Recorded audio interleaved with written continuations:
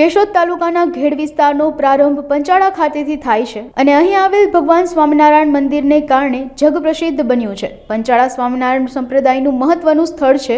અહીં ભગવાન સ્વામિનારાયણે સંતો હરિભક્તો સાથે આજથી 200 વર્ષ પહેલા રાસોત્સવ કરેલો હતો. અહીંથી સંપ્રદાયના આશ્રિતો વડે કપાળમાં તિલક ચાંદલો કરવાની શરૂઆત થઈ હતી. પંચાળા ખાતે પૌરાણિક પરંપરાઓ મુજબ કોતરણીવાળું શિખરબદ્ધ મંદિર તેમજ સ્મૃતિ છબી આવેલા છે.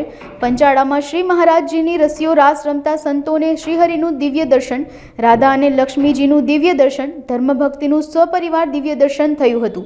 સ્વામિનારાયણ સંપ્રદાયના વિવિધ ધર્મ ગ્રંથોમાં મહત્વનું સ્થાન પંચાળાનું આવેલું છે. ગરાસિયા ઝીણાભાઈ પંચાળાના ગામધણી થયા, જેમણે હરિભક્તોની અનન્ય સેવા કરી હતી. આવો પ્રાચીન ઇતિહાસ ધરાવતા પંચાળા ભગત સ્વામિનારાયણ મંદિર ખાતે આગામી તારીખ 25 માર્ચ સોમવારે રાસોત્સવ, રંગોત્સવ અને શાકોત્સવનો ત્રિવિધ કાર્યક્રમ યોજવામાં આવ્યો છે, જેમાં સૌ હરિભક્તોને પધારી ધન્યતા અનુભવવા સ્વામી ઘનશ્યામચરણદાસજીએ સૌને આમંત્રણ આપ્યું છે.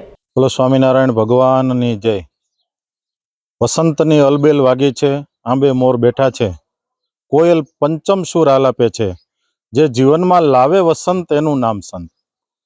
સંતોની સાથે સ્વામિનારાયણ ભગવાન જ્યાં સંતોની સાથે હોરી ખેલ્યા, એવો રાસોત્સવ, રંગોત્સવ અને શાકોત્સવ, આવા ત્રિવિધ ઉત્સવ શ્રી સ્વામિનારાયણ સંપ્રદાયનું અતિ ઐતિહાસિક મહત્વ ધરાવતું સ્થાન શ્રી સ્વામિનારાયણ તીર્થધામ મંદિર પંચાળા ખાતે આગામી તારીખ 25/3/2024 પૂનમને દિવસે ભવ્યતા અને દિવ્યતાથી સોમવારને દિવસે તારીખ 25ના રોજ રાસોત્સવ, રંગોત્સવ અને શાકોત્સવનું ત્રિવિધ આયોજન થયું છે.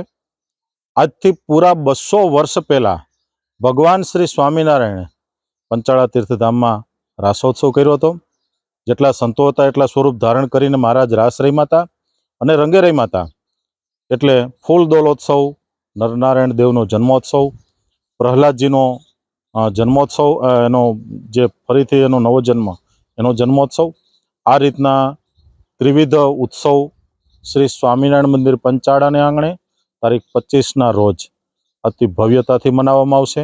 દરેક હરિભક્તો ભગવાન સ્વામિનારાયણના બાંધેલા આ ઉત્સવની અંદર પધારવા અમારું હાર્દિક નિમંત્રણ છે. બોલો સ્વામિનારાયણ ભગવાનની.